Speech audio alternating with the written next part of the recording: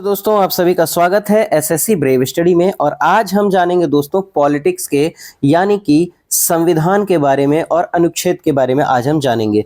दोस्तों अगर आप किसी भी कॉम्पिटिटिव एग्जाम की तैयारी करते हैं, चाहे आपका एनटीपीसी हो या फिर आपका सीएचएसएल हो, सीजीएल हो, एमटीएस हो, किसी भी पेपर की प्रिपरेशन करते हैं तो आपके लिए ये वीडियो काफ़ी बेनिफिशियल होगा, क्योंकि हर पेपर में आपके संविधान के अनुच्छेद जो है पूछा ही जाता है। तो आज हम बात करेंगे दोस्तों 1 से 50 तक के जो है अनुच्छेद को हम जानेंगे कि किस अनुच्छेद में किस चीज़ के बारे में कहा गया है। तो दोस्तों समय खराब ना करते हुए चलते हैं हम वीडियो की ओर। वीडियो अच्छी लगे तो लाइक शेयर सब्सक्राइब करना ना भूलिएगा। चलिए प्रश्न की शुरुआत करते हैं। प्रश्न पहला क्या कहता है दोस्तों? पहला है दोस्तों अनुच्छेद 1 में आपका संघ का नाम और राज्य क्षेत्र के बारे में बात की गई है। तो दोस्तों संघ का नाम और राज्य क्षेत्र की चर्चा किसमें की गई है? अनुच्छेद 1 में, याद रख लेंगे। अगला प्रश्न देखते हैं दोस्तों। अगला प्रश्न क्या है? प्रश्न अनुच्छेद नंबर 2 है दोस्तों।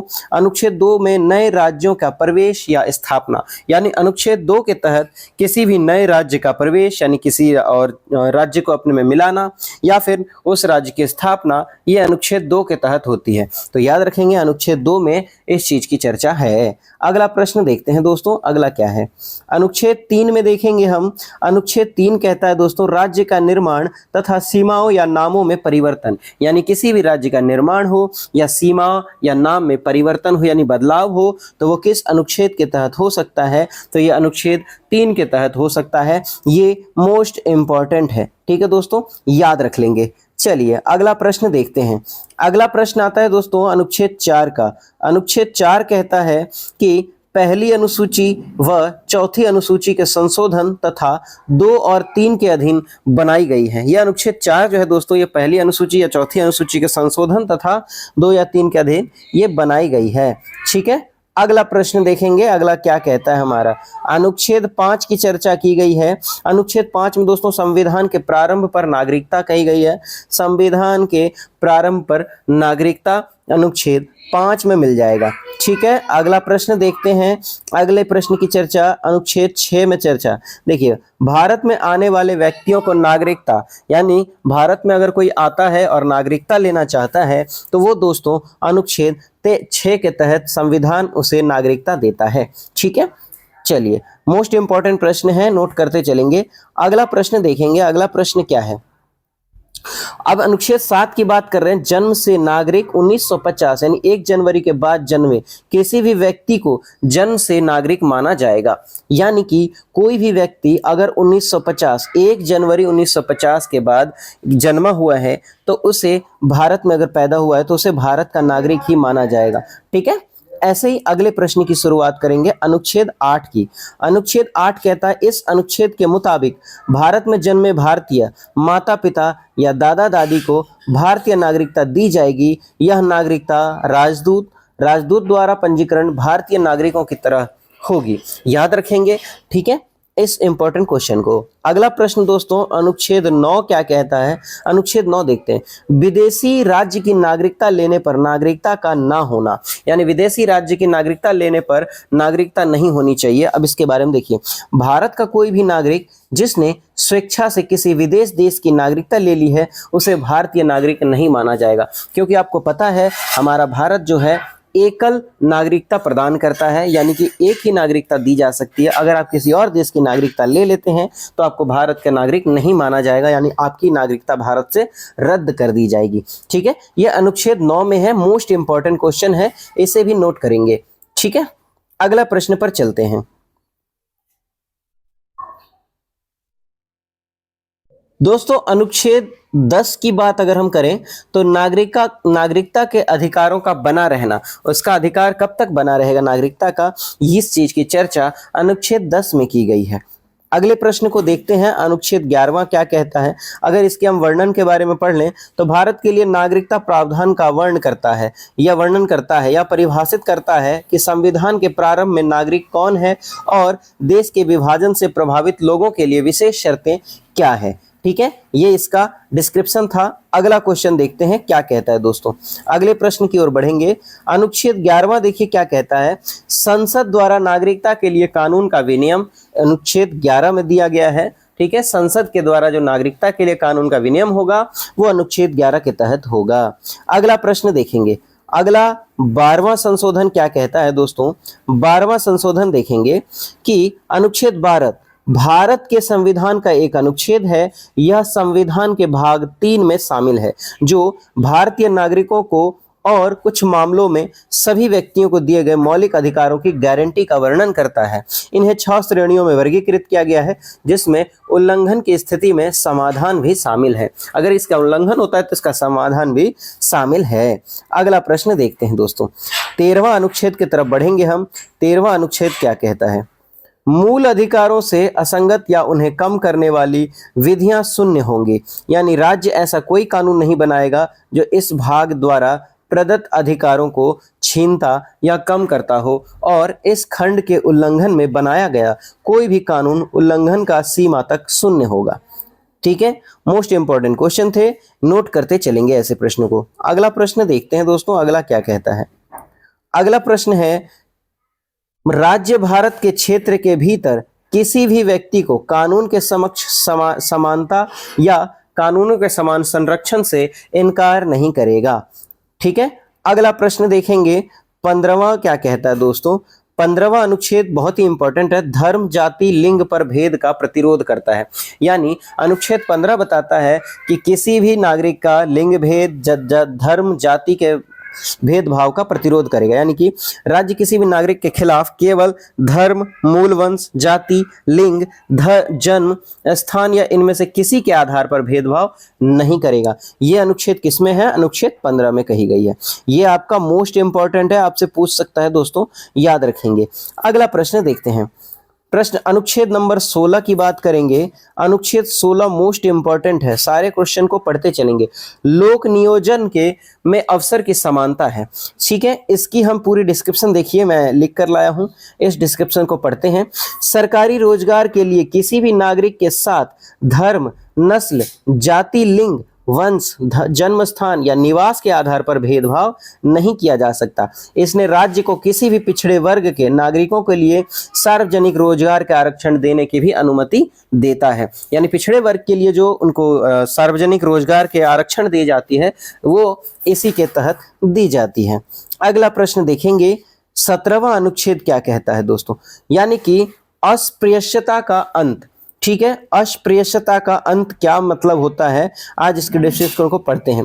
भारतीय संविधान का अनुच्छेद 17 अस्पृश्यता को कुछ वर्गों के व्यक्तियों के रूप में खास जाति में जन्म लेने के कारण अधिरोपित सामाजिक अक्षमता के रूप में परिभाषित करता है।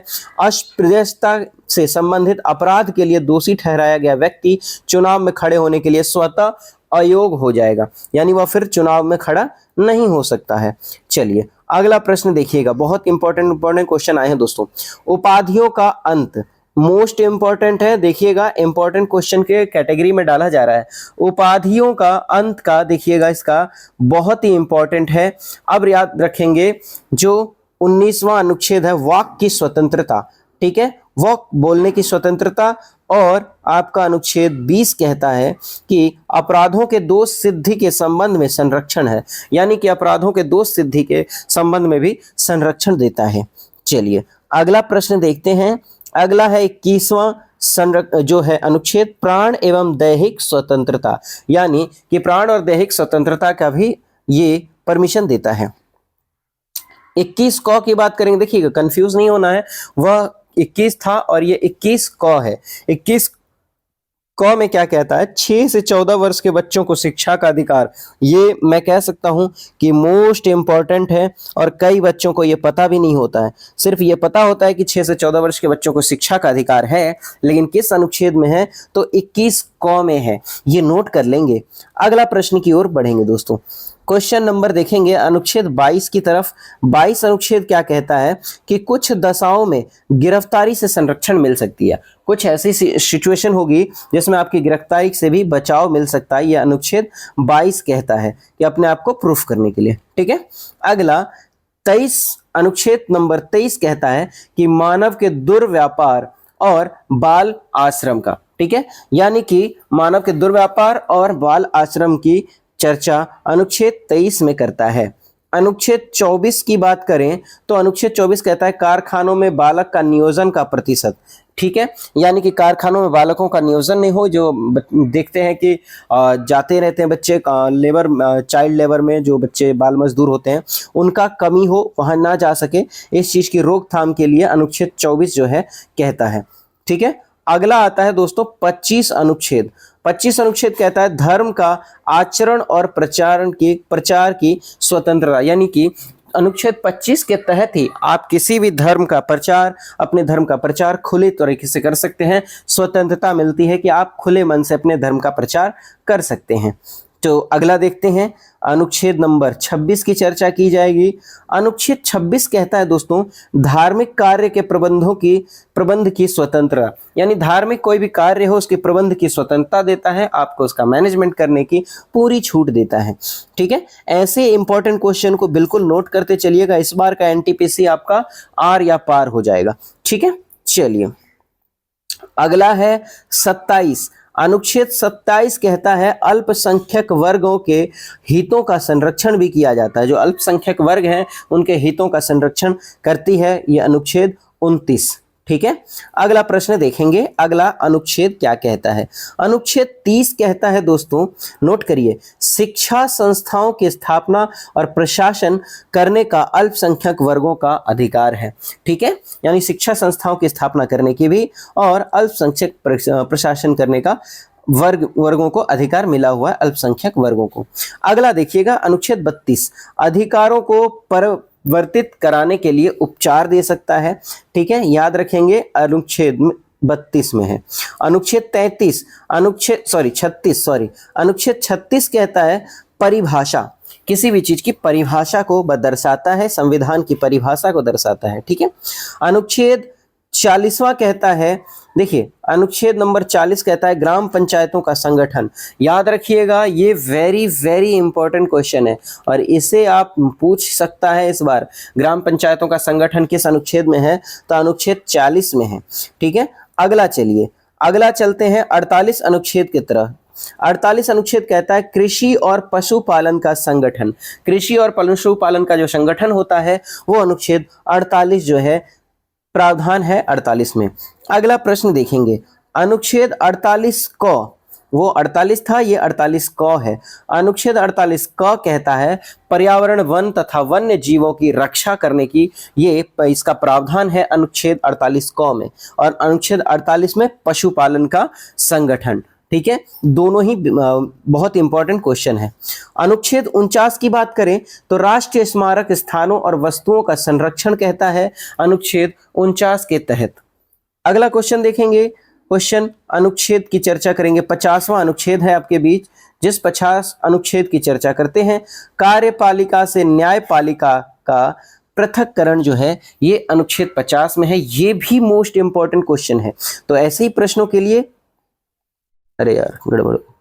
तो दोस्तों ऐसी प्रश्न के साथ हम विदा लेते हैं, अगले क्वेश्चन में फिर से आपके बीच हाजिर होंगे अगले वीडियो में, अगले क्वेश्चन को लेकर के जो आपके इंपॉर्टेंट होंगे पेपर के दृष्टिकोण से। तो बने रहिएगा चैनल के साथ, वीडियो अच्छा लगा हो तो शेयर करना ना भूलिएगा। हमारे चैनल के साथ बने रहने के लिए बहुत बहुत धन्यवाद। मिलते हैं अगली वीडियो में। जय हिंद, जय भारत।